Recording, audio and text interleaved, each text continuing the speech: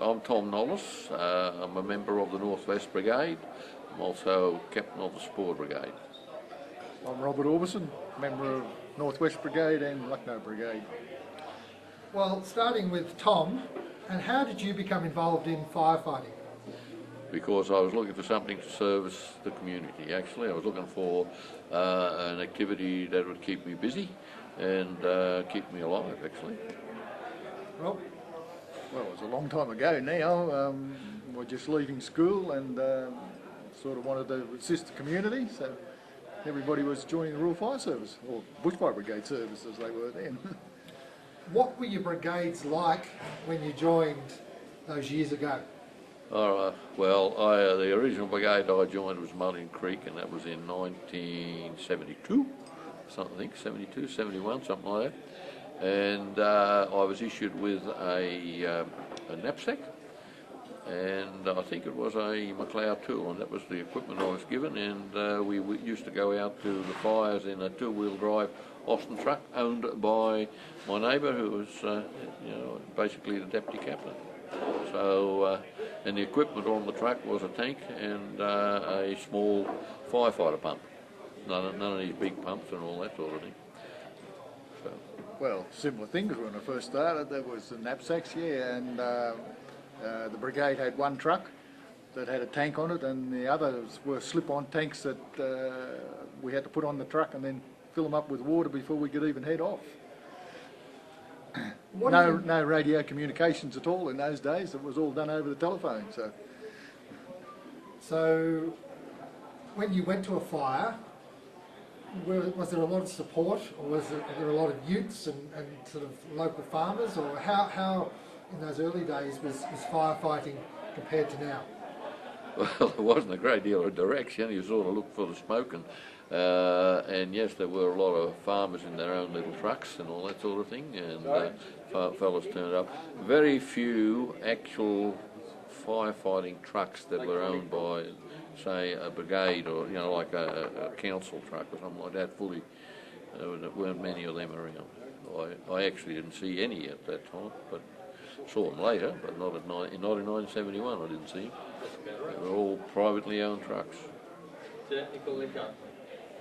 Well, basically the same, yeah. They were all sort of slip-on units in those days, and we'd fill them up and away we'd go. So. When did you see a change in the way firefighting took place? Well, I left firefighting for a little while because I got transferred to a Sydney job and I couldn't carry on. So when I came back to it, there was quite a big change. We actually had trucks that were supplied by the councils. They were actually trucks that were specifically aimed at being firefighting trucks, even though they might have been an old Bedford, but they were still firefighting trucks, and they had better pumps on them, and that sort of thing. They were four-wheel drive, which a lot of the other ones weren't, so we could go in more places. So yes, it had changed quite a bit, and how you went to a fire was also changed because we started up with buddy systems, all day in Northwest. We didn't have many pages. Yeah, that's right. Yeah. We got pages, about 3 or 4 years after we started up there. Oh no, we had pages from the start, but we had to ring in to find out where the fire was. They were only just a page to let us know there was a fire or an incident, and then we had to ring up fire control to find out where it was. Yes. And then we got the better pages later on. So yeah. So communications, I suppose, has advanced a lot. Oh yes, Right. Yes. Yeah, as I say, in the early days we didn't have two-way radios. It was rung up on the phone, and then we'd just go, and you'd catch up with people there, with the captain hopefully, and he'd give you directions on where we had to go. When it came to firefighting back in, say, the 70s, as in how ad hoc was it compared to today's coordination on the fire ground? Well, from where I stood, it was pretty ad hoc. You sort of got told, go over there somewhere, and keep the fire from coming there. Or, it wasn't a great deal of coordination in it, and people seemed to drive all over the place too, looking for the smoke. So, yes, it happened. I mean, something being haphazard doesn't necessarily mean it doesn't get done. The other day I was listening to the radio and they were talking about how the ants make their big nests, you know, and mud heaps and that, and each ant just does whatever they think they want to do, and gradually it ends up an ant heap, you know, and that's the sort of thing how we used to fight fires. It was just people looked for what was in front of them and they did whatever was in front of them. You know, so if there was fire in front of them, you fought the fire as best you could. And if somebody said, well, look, we think the fire's coming here, well, try and do something about reducing the danger or something like that, would you do that? So, yeah, but it wasn't that, nowhere near organised like it is today. No, we didn't have the backup support like we've got today, like we can get council gear on site fairly quickly, and there's a lot of brigades that can come as backup if needed, so definitely a lot better. What about air support? How's that changed firefighting?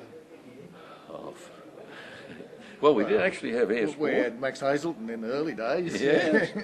Yes. And his little crop duster, that was about it. I don't know who paid for it or how it happened, but yes, I did go to the fire on the mountain. It was 85 or 84. About then, yeah. And we did actually have a plane in the air. Yes. I don't know whose it was and how it was paid for, and I think he might only just gone looking for where the smoke was too, because we didn't talk to him on the phone, on the radio or anything like that. The plane came over and dropped some water, and then I can tell you a funny one about that. I mean, you know how all the refilling is all done now at the airports and all that sort of thing. Well, this little plane landed and had to be refilled, and the only truck available was the Austin that we were in, and we were asked to fill the plane up. Well, it only had a little pump on it, didn't it? So we had a 1-inch hose going into this plane to fill it with water. You know, it took ages, you know, and the fire's coming towards you as it's happening. The plane was starting to rev up in case he had to take off because the fire wasn't far away. So, you know, it was pretty haphazard. We took ages to fill. We didn't have anything else. We just had a small hose, and that was it. We didn't have a 38 mil hose. So with things like foam and FOSCheck and... You don't hear that. Never heard of that in the early days. These days, though. These days. Does that mean that getting on top of a fire is a lot easier during daylight hours and a lot quicker? Oh, yes. Definitely a lot quicker, yes. Yes. And a lot better. Yeah.